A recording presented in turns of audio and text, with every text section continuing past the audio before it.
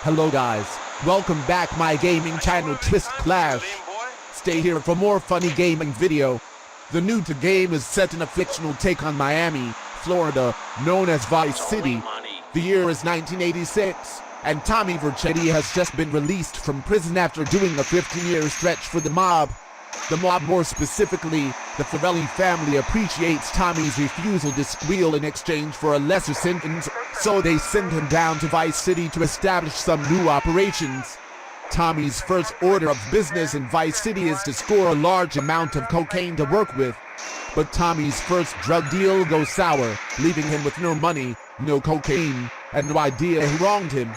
The mob is, of course, angry over the whole situation, and now Tommy has to make up for the loss before the gangsters come down from Liberty City to clean up the mess. As Tommy, you'll start the investigation, figure out how to rip you off, take care of business, and set up shop in Vice City in a big way. Oh, and you'll also drive taxis, get involved in a turf war between the Cubans and the Haitians, befriend a Scottish rock group named Love Fist, become a pizza delivery boy, smash up the local mall, demolish a building to lower real estate prices, hook up with a biker gang, run an adult film studio, take down a bank, and much more.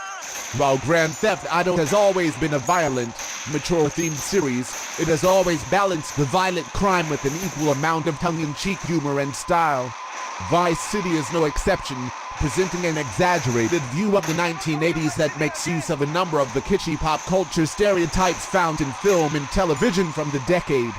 The drug-laced tale recalls such films as Scarface and television shows like Miami Vice. The humor comes mostly from the radio, which really drives home the sort of form over function mentality that most people associate with the single-quote 80s. Some of the game's major characters are also a source of comic relief, from the Jim Bakker-like Pastor Richards to the Steven Spielberg-like porn director Steve Scott. The game's large cast of characters is colorful and memorable. For instance, local drug kingpin Ricardo Diaz is always hilariously breaking something and cursing wildly whenever you happen to see him. Ken Rosenberg is your fidgety coke fiend lawyer pal, and he gets you started in town by getting you connected with the city's major players. Lance Vance, appropriately voiced by Miami Vice Alan Philip Michael Thomas, becomes your sidekick of sorts, as both of you chase vengeance for your own reasons. Your Cuban gang contact, Humberto Rabina, is constantly reminding you how much of a man he is, and most of the Cuban gang members you will run into are similarly inclined. Stylistically, the game presents an accurate depiction of your average single-quote 80s crime saga. Like in Miami Vice, many of the characters are dressed in pastel suits. The game's vehicles also fit the bill, with a lot of basic sedans mixed in with cars that look enough like Porsches, Lamborghinis, and Ferraris to pass for the real thing. None of the cars are licensed, of course, though in a nice touch, some of the cars are actually earlier models of cars that appeared in Grand Theft Auto 3. Fans of the previous game will undoubtedly appreciate little things like this, and the other occasional ties to the world of Tai, which really help this new Grand Theft Auto game feel like part of a cohesive universe. As great as the game's presentation and use of its source material are, without a collection of gameplay improvements, it would have been little more than a mission packed with a touch-up job. But Rockstar North has definitely been hard at work in this department. The most obvious addition is the inclusion of various types of motorcycles among all the vehicles on the road.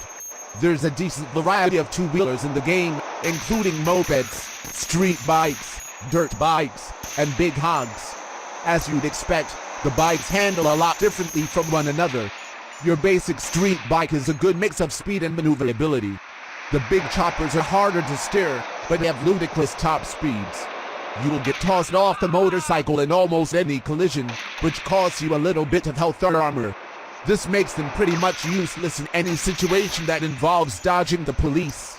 But they're incredibly handy in any mission that requires speed, and since you can pull a lot of fancy tricks on them, they're also a lot of fun to drive around. You'll also do a bit of flying in Vice City. After moving through a few major plot points, you will open up the west half of Vice City, which is locked away at the start due to hurricane warnings. After that, you'll encounter missions that let you fly a seaplane around the city. You'll also find a few different helicopters here and there. Flying around the city is pretty impressive, and it showcases the game's engine quite well. Stop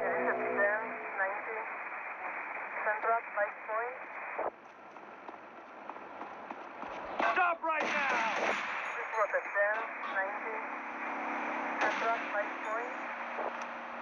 Hey, get back!